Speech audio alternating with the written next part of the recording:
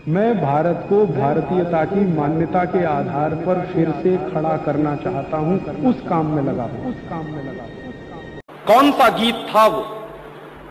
हिंदुस्तान में ब्रिटेन के लोगों के समर्थक बहुत बड़ी संख्या में रहे, और ना सिर्फ ब्रिटेन के समर्थक रहे बल्कि अंग्रेजों के तलवे चाटने वाले घराने इस देश में रहे। अंग्रेजों की जी हजूरी करने वाले घराने इस देश में रहे, और जिन खानदानों ने अंग्रेजों के जितने ज्यादा तलवे चाटे, उन्हीं खानदानों का नाम इस देश में गर्व से लेते हैं लोग। जो अंग्रेजों के सबसे ज्यादा पिट्ठू बनकर रहे, जो अंग्रेजों के चरणों में साष्टांग बिछ जाते थे, ऐसे ही लोगों को इस देश के इतिहास में पढ़ाया जाता है। और ऐसा ही एक खानदान था जो अंग्रेजों की गुलामी में आकंठ डूबा हुआ था। उस खानदान का नाम था टैगोर खानदान। और उस टैगोर खानदान का एक व्यक्ति था जिसका नाम था रविंद्रनाथ टैगोर। उस रविंद्रनाथ टैगोर ने जॉर्ज पंचम के स्वागत के लिए एक गीत लिख दिया था।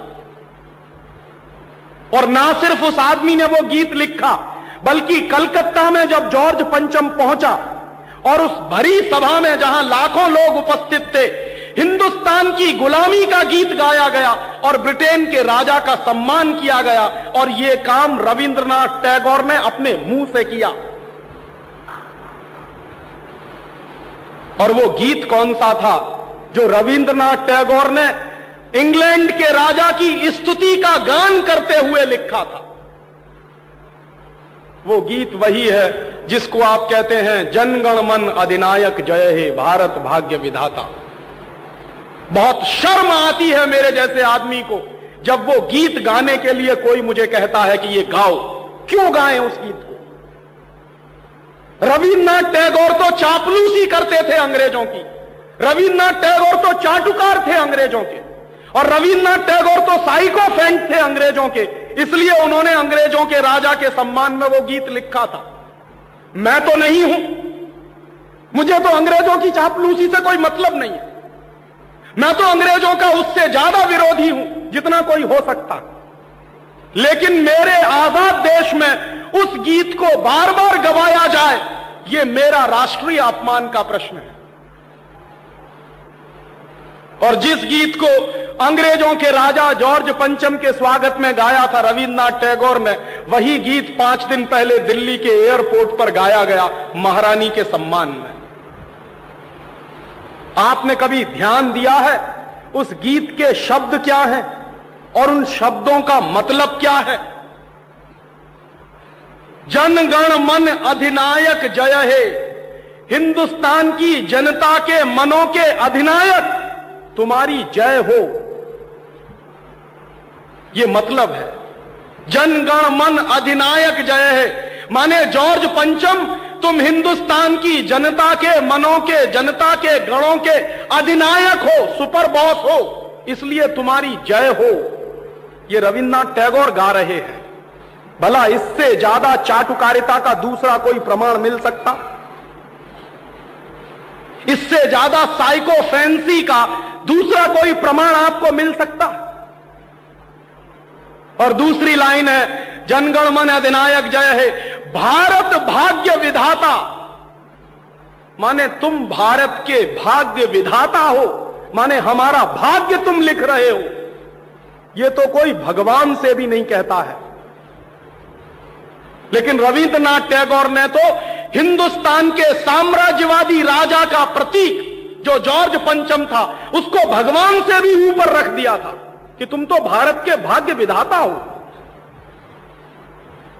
पंजाब सिंध गुजरात मराठा द्राविड़ उत्कल बंग, विंध्य हिमाचल यमुना जंगा, उच्छल जलधि तिरंग, तब शुभ नामे जागे तब शुभ आशीष मांगे।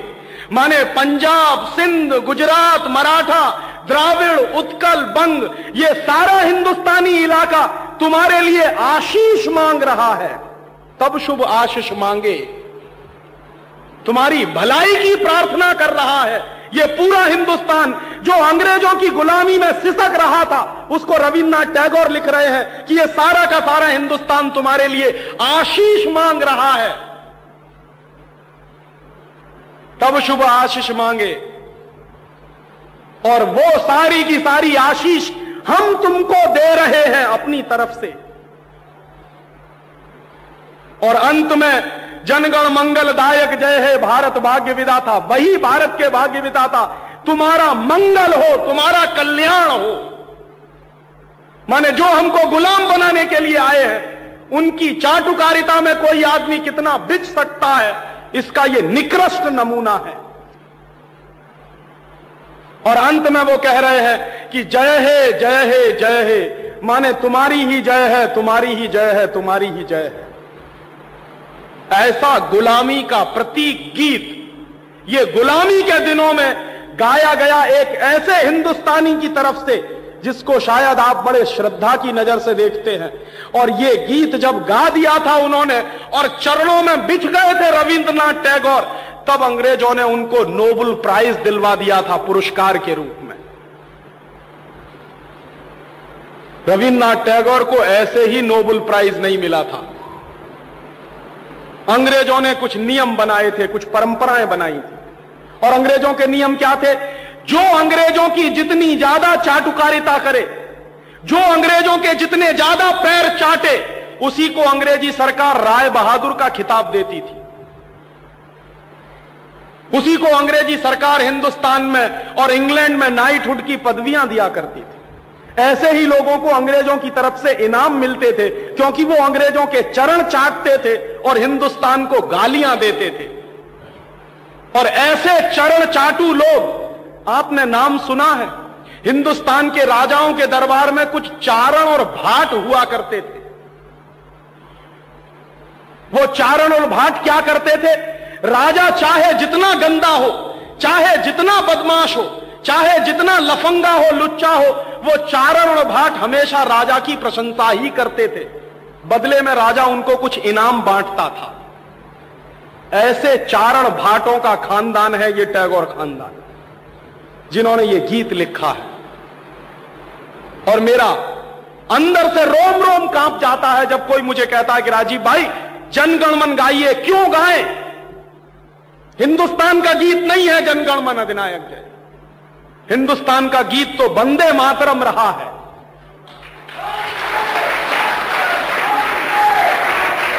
और यह वंदे मातरम जैसा गीत जो हिंदुस्तान की आजादी की लड़ाई का प्रतीक था, जो हिंदुस्तान के लोगों में खून में जोश भरने का काम करता था, उस वंदे मातरम जैसे गीत को हिंदुस्तान में राष्ट्रीय गीत का दर्जा दिलवाने में 50 साल लग गया हमको, अब जाके हुआ है।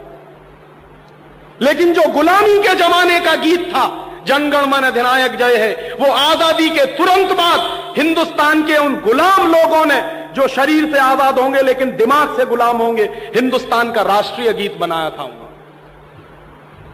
और आप में से बहुत कम लोग जानते होंगे कि कांग्रेस के 2 अधिवेशन हुए थे, जिन दोनों अधिवेशनों में यह फैसला हुआ था सर्वसम्मति से कि हिंदुस्तान की आजादी के बाद जनगण मन हमारा राष्ट्रीय गीत नहीं रहेगा। यह फैसला हुआ था कांग्रेस की समिति में। लेकिन उन्हीं कांग्रेस के लुच्चे नेताओं ने आजादी के बाद उसी को अपने देश का राष्ट्रीय गीत घोषित करवा दिया। इससे ज्यादा शर्म की दूसरी बात कोई हो नहीं सकती। और वो गीत जिस तरह से गाया गया था, जॉर्ज पंचम की अगुवाई करने के लिए, जॉर्ज पंचम का स्वागत करने के लिए कलकत्ता में लाखों लोगों के बीच में वही गीत अब फिर गाया गया है महारानी के सम्मान में उस दिन। दोस्तों, सबसे पहले तो चैनल सब्सक्राइब करें, फिर लाइक, कमेंट और शेयर करें। और हाँ, हमारा एंड्रॉयड ऐप डाउनलोड करना ना भूलें।